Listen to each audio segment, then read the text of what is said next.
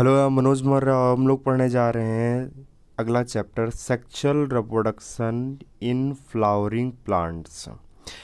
इसमें हमें पढ़ना है सबसे पहले flower, A fascinating organ of the angiosperm. उसके बाद हम लोग देखेंगे प्री फर्टिलाइजेशन, इसका स्ट्रक्चर और इसके इवेंट देखेंगे यहाँ पर। उसके बाद हम लोग पढ़ेंगे डबल फर्टिलाइजेशन, और उसके बाद हम लोग देखेंगे पोस्ट फर्टिलाइजेशन और उसके स्ट्रक्चर और इवेंट के बारे में स्टडी करेंगे। और लास्ट टॉपिक हो जाएगा हमारा एपोमिक्सिस और पॉली एम्ब्रॉनी। क्या हम लोग लकी नहीं हैं कि प्लांट सेक्चुअली रिप्रोडक्शन करते हैं? क्योंकि फ्लावर में जो भी सेंट है, परफ्यूम है या रिच कलर है जो हमें अट्रैक्ट करते हैं, एक्चुअली वो सब चीज़ें हेल्प करते हैं सेक्सुअल रिप्रोडक्शन में।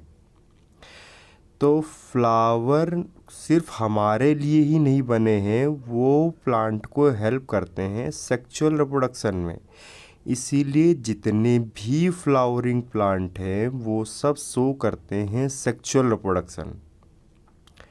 अगर हम इसकी डाइवर्सिटी के बारे में देखें, जैसे कि इन्फ्लोरेंसेस या फ्लावर या फ्लोरल पार्ट, इसमें एक अमेजिंग रेंज है अडेप्टेशन की, जो कि इंश्योर कर देता है कि एंड प्रोडक्ट में फ्रूट और सीड बनेंगे ही बनेंगे।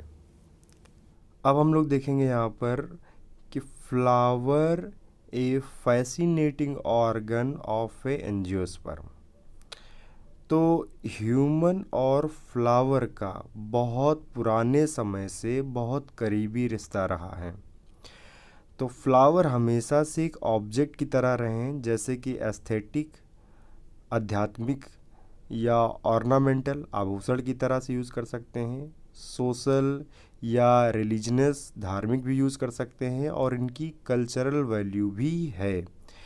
ये हमेशा से एक सिंबल रहे हैं अपनी फीलिंग को शो करने के लिए, जैसे कि लव, अफेक्शन, लगाव, हैप्पीनेस या ग्रीफ, दुख बोलेंगे, और मॉर्निंग या शोक जिसको बोलते हैं, इनको शो करने के लिए हम फ्लावर का यूज़ करते हैं। यहाँ पर एक टर्म यूज़ हुआ है फ्लोरीकल्चर। फ्लोरीकल्चर बोलते हैं जब हम खेती करते हैं ऐसे पौधों की जिनसे हमें फूल मिल रहे हैं, उसे बोलते हैं फ्लोरीकल्चर। और यहाँ पर ध्यान देना है बस कि फ्लावर ये साइट है सेक्सुअल रिप्रोडक्शन का। अब हम लोग फ्लावर का डायग्राम देखते हैं। तो ये है पिस्टिल या कार्पल इसको बोलते हैं, और इसके 3 पार्ट यहाँ शो करे गए हैं। ये है स्टिग्मा, ये इसके नीचे स्टाइल, और सबसे लास्ट पार्ट हो जाता है ओवरी। ये 3 पार्ट इसको बोलते हैं पिस्टिल या कार्पल। इस पूरे को बोलेंगे पिस्टिल या कार्पल या कार्पल। और दूसरा ये होता है स्टेमन। स्टेमन के ऊपर पार्ट को बोलते हैं एंथर, और ये नीचे इस लाइन को बोल देते हैं फिलामेंट। इन दोनों को ही मिलाकर बोलेंगे स्टेमन। जब बहुत सारी पिस्टिल होंगी तो उसको एक टर्म यहाँ पर दे देते हैं गाइनोसियम। गाइनोसियम। और जब बहुत सारे स्टेमन हो जाते हैं तो उसको एक यहाँ पर टर्म दे देते हैं एंड्रोसियम।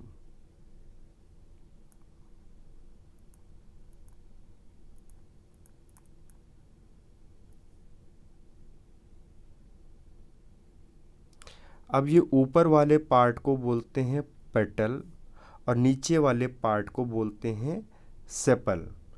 जब सेपल बहुत ज़्यादा हो जाते हैं, मतलब ग्रुप ऑफ सेपल हैं, तो उसको बोलेंगे कैलिक्स। और पेटल जब बहुत ज़्यादा हो जाते हैं, ग्रुप ऑफ पेटल को बोलते हैं कोरोला। तो यहाँ से आपको डायग्राम समझ में आ गया होगा। अब हम लोग देखेंगे यहाँ पर pre fertilisation structure and event. तो यहाँ पर बताया जा रहा है कि फ्लावर निकलने से पहले ही तय हो जाता है कि फ्लावर कहाँ पर निकलेगा, क्योंकि इसके लिए बहुत सारे हार्मोनल और स्ट्रक्चरल चेंज होता है जो कि यहाँ पर डेवलप करता है एक फ्लोरल प्रीमोडियम, जिससे फाइनली इन्फ्लोरेंसेस बनते हैं जो कि आगे चल के फ्लोरल बड बनाते हैं और फाइनली फ्लावर बनता है। फ्लावर में मेल पार्ट रिप्रेजेंट करता है एंड्रोसियम और फीमेल रिप्रोडक्टिव पार्ट रिप्रेजेंट करता है गाइनोसियम को। यहाँ पर बोला गया है एंड्रोसियम कंसिस्ट करता है वॉल ऑफ स्टेमन, मतलब अकेला है तो उसको स्टेमन बोलेंगे और बहुत सारे हैं तो उसको एंड्रोसियम बोलेंगे, जो भी हम लोगों ने डायग्राम में देखा था। ये मेल रिप्रोडक्टिव ऑर्गन को रिप्रेजेंट करता है। उसी तरीके से गाइनोसियम जो कि सिंगल होगा तो पिस्टल या कार्पल बोलेंगे, तो बहुत सारे हैं ग्रुप में है तो उसको गाइनोसियम बोलेंगे, जो कि रिप्रेजेंट करते ही है फीमेल रिप्रोडक्टिव ऑर्गन को।